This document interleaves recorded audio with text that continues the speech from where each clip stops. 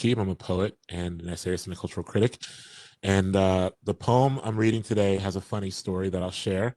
It is about pizza.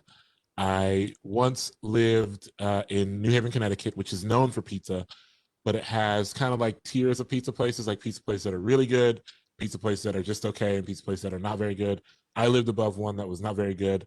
And there was a weekend, there was a Friday night where all the pizza places in town had run out of cheese due to a delivery mishap. And the one that I lived above attempted to kind of just like quietly serve people cheeseless pizza and get away with it. But the first person they tried to hit with that did not love it. They peeped what they did, and there was an argument.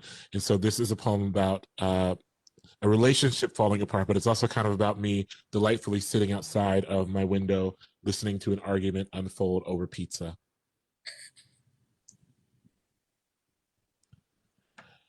From the humid brick building below my humid brick building, a woman bellows at the pizza man who, it seems, threw no cheese atop the crust in its red river of sauce because, as he shouts above the sirens of State Street and the growing crowd lined outside his shop, it is Friday night.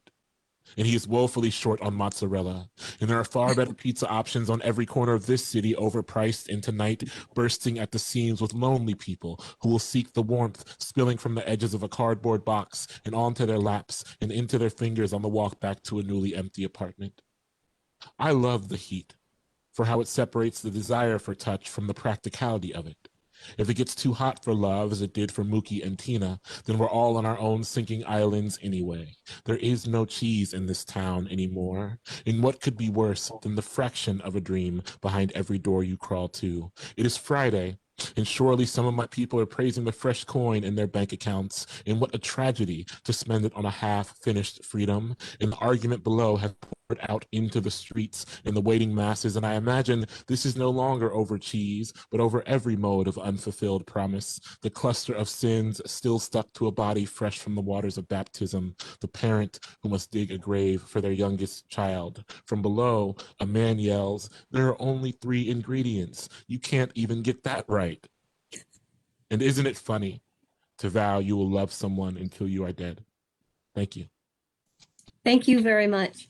For those of you who are listening, as you know, Mr. Abdurraqib did a fabulous program with the Institute for the Humanities and the English Department just a few weeks ago. And he read a poem or a poetic essay really from his upcoming book, A Little Devil in America, and then answered questions for 30 minutes.